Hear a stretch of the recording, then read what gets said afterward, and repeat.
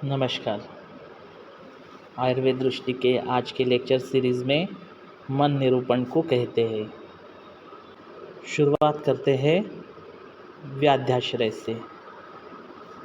शरीरम सत्व संज्ञम च व्याधिनाम आश्रयो मतः तथा सुखानाम योगस्तु सुखानाम कारणम समा। अर्थात रोगी के आश्रय दो होते हैं, शरीर और सत्व। सत्व का अर्थ है यहाँ मन। तथा सुखानाम योगस्तु सुखानाम कारणम समा। काल बुद्धि इंद्रिय अर्थ का संयोग सुख का कारण होता है। काल बुद्धि इंद्रिय का अयोग, अतियोग और मिथ्या योग से रहित होना ही सुख जानना चाहिए। यहाँ शरीर का रोगग्रस्त होना प्रत्यक्ष दृष्टिगोचर होता है, परंतु मन का व्याधिग्रस्त होना लक्षणों से और अनुमान से ही जाना जा सकता है। सत्व संज्ञम का अर्थ है आत्म से युक्त मन। शरीर और मन रोगों को करता है। आत्म से युक्त मन शरीर और मन रोगों को करता है, अर्थात कालांतर परिणाम के स्वरूप शरीर रोग मानस रोग को करते हैं और मानस रोग शरीर रोग में परिवर्तित हो जाते हैं। शास्त्रों में सत्व आत्म शरीरम च त्रयमेव त्रिदंडवत, अर्थात सत्व आत्मा और शरीर को त्रिदंडवत कहा है, क्योंकि मन के बिना आत्मा की उपलब्धि नहीं होती। अर्थात मन आत्मा के साथ हमेशा रहता है। इस स्लाइड में हम शरीर और मन के रोगों की चिकित्सा सूत्र को कहेंगे। प्रशाम्यत्य औषधे पूर्वदेव युक्ति व्यपाश्रये मानसो ज्ञान विज्ञान धैर्य स्मृति समाधि भी। अर्थात शरीर दोष दैव्य व्यपाश्रय, युक्ति व्यपाश्रय और औषध इससे शांत होते हैं, और मानस रोग ज्ञान विज्ञान धैर्य स्मृति समाधि इससे शांत होते हैं।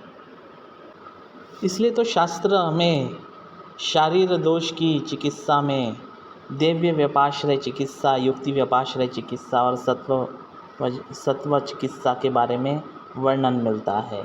दैव्य व्यपाश्रय चिकित्सा उसे कहेंगे जिसमें मंत्र, औषधि, मणि, मंगल वस्तु, उपहार, होम, नियम या प्रायश्चित के द्वारा जो चिकित्सा की जाए, और इसका सीधा संबंध कर्मज रोग से होता है। कर्मज रोग अर्थात पूर्व जन्मकृत पाप कर्म से उत्पन्न रोग। उदाहरण के तौर पर ज्वर चिकित्सा में विष्णु सहस्त्र नाम पाठ का उल्लेख मिलता है। कुष्ठ चिकित्सा में सूर्य आराधना, शिव स्तुति इत्यादि का पाठ मिलता है। ये दैव्य व्यपाश्रय चिकित्सा हुई। इसके बाद युक्ति व्यपाश्रय चिकित्सा में आहार, औषधि, चूर्णवटी इत्यादि युक्ति के द्वारा देश काल प्रकृति को ध्यान में रखकर जो चिकित्सा की जाती है उसे युक्ति व्यपाश्रय चिकित्सा कही जाती है। और इसका सीधा संबंध दोषज रोग से है।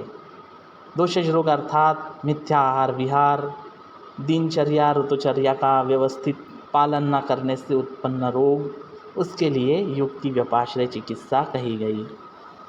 सत्वावजय चिकित्सा या मानस चिकित्सा आज्ञान अर्थात आत्मज्ञान, विज्ञान अर्थात शास्त्रों के द्वारा ज्ञान, धैर्य अर्थात धीरज बंधाना, धैर्य देना, स्मृति अर्थात स्मरण शक्ति, समाधि अर्थात मन के विषयों से निवृत्त कर आत्म तत्व विबोधन कराने की चिकित्सा को हम सत्वावजय चिकित्सा कहते हैं।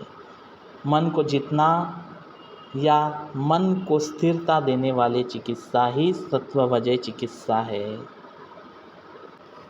अतः मन के बारे में जान लेना अत्यंत आवश्यक हो जाता है। मन की स्थिति या मन का होना उसके लक्षणों से हम जानते हैं। यहाँ श्लोक में देखिए, लक्षणम मनसो ज्ञानस्य भावो भाव एव च सती ह्यात्मेन्द्रियार्थानां सन्निकर्षण वर्तते, वैवृत्यान् मनसो ज्ञानम सानिध्यात् तच्च वर्तते। अर्थात आत्मा, इंद्रिय और अर्थ या विषय का संयोग होने पर जब मन का सानिध्य होता है तब ज्ञान की प्राप्ति होती है। इन सब का सन्निकर्ष होकर भी यदि मन का सानिध्य न हो तो ज्ञान नहीं होता। ज्ञान का अभाव और ज्ञान का होना यही मन का लक्षण है। इसको सरल रूप में समझने का प्रयास करते हैं। इंद्रिय अर्थों का संयोग होने पर सभी का एक साथ ज्ञान नहीं होता। मन जिस इंद्रियों से संबंधित रहता है उसी का ज्ञान होता है। इससे यह लक्षित है या हम अनुमान कर सकते हैं कि इंद्रिय का संबंध अत्याल्पक कोई दूसरा सहकारी कारण रूपी साधन है जिसके संयोग होने पर ज्ञान हो रहा है, और जिसके संयोग न होने पर सभी इंद्रियां होते हुए भी ज्ञान नहीं कर पाती। अर्थात एक साथ सभी इंद्रियां होते हुए भी ज्ञान नहीं होना ऐसा प्रतीत कराता है कि मन एक ही है। इंद्रियों के संयोग के बिना भी स्मरण आदि ज्ञान होते रहता है। इसलिए शास्त्रकारों ने मन की सत्ता को स्वीकार किया है, और मन की सत्ता का स्वीकार करना ही मन के लक्षण को दर्शाता है। यहाँ मन की सूक्ष्मता के बारे में भी प्रकाश डालेंगे। इंद्रियों के ज्ञान का होने का कारण मन की सूक्ष्मता है, जो अपनी शीघ्रता से विभिन्न इंद्रियों के ज्ञान को एक साथ हो रहा है ऐसा प्रतीत होता है। यह उसी प्रकार से हो पा रहा है जैसे कमल के फूलों की पंखुड़ियों को 10-20 पंखुड़ियों को लेकर यदि सुई से छेद दिया जाए तो हमें समय पता ही नहीं चलता है कि एक साथ ही सभी पंखुड़ियाँ छिदी हुई जान पड़ती है। यह मन की सूक्ष्मता ही है कि सभी इंद्रियों के ज्ञान को एक साथ हो रहा है ऐसे दर्शाती है। ये मन की चंचलता ही है या मन की शीघ्रता ही है कि यह इतने तेज़ी से होता है कि दूसरे इंद्रियों से संबंध बना लेता है, कि मन इतने तेज़ी से दूसरे इंद्रियों से संबंध बना लेता है कि ज्ञान क्रम में पता लगाना ही मुश्किल हो जाता है।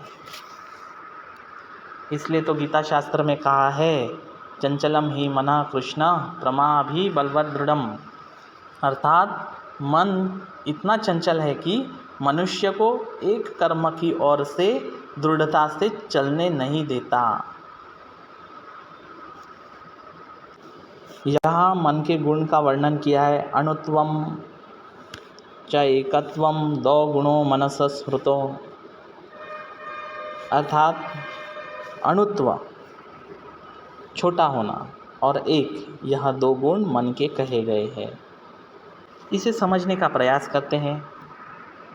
अणु मतलब सूक्ष्म होने के कारण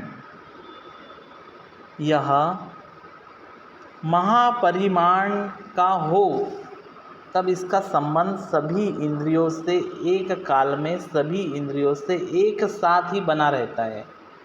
परंतु ऐसा होता है क्या? नहीं होता। अर्थात सभी इंद्रियों के एक साथ विषय ज्ञान ग्रहण न कर सकने से इसे एक ही कहा जाता है, च एकत्वम। इसलिए इसे एक दो गुण कहे, अणुत्व और एकत्वम।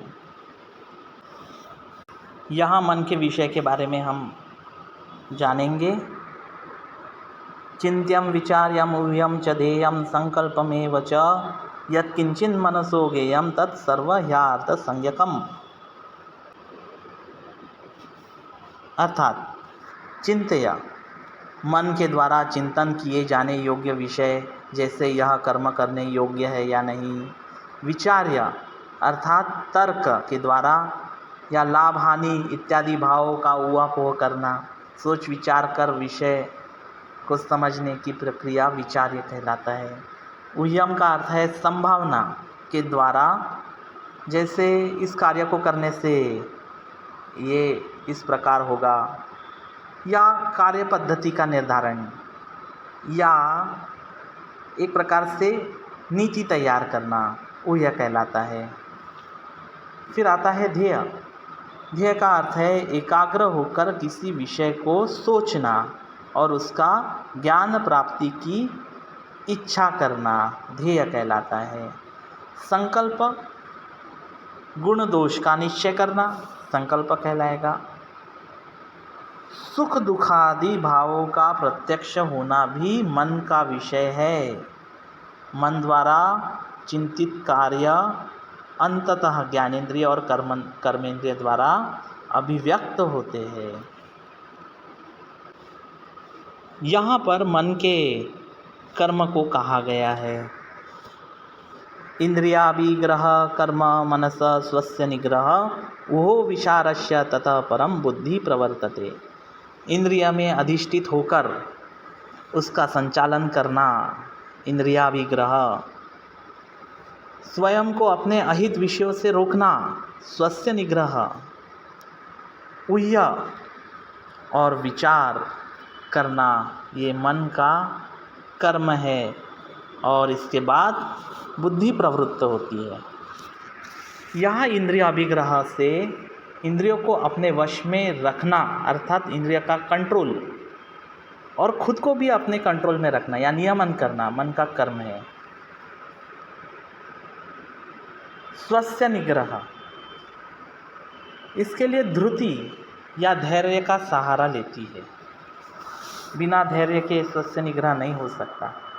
इसके बाद ऊह में क्या लाभकर है या किससे हानि होगी ये समझना। और विचार 4 प्रकार से कहा है। पहला है बाह्य इंद्रिय स्वरूप, दूसरा है आभ्यंतर। आभ्यंतर के भी 3 प्रकार है। पहला है मन, दूसरा है अहंकार, तीसरा है बुद्धि। जो बाह्य इंद्रिय स्वरूप है उसमें जो ज्ञान होगा वो निर्विकल्प विषय ग्रहण से होगा।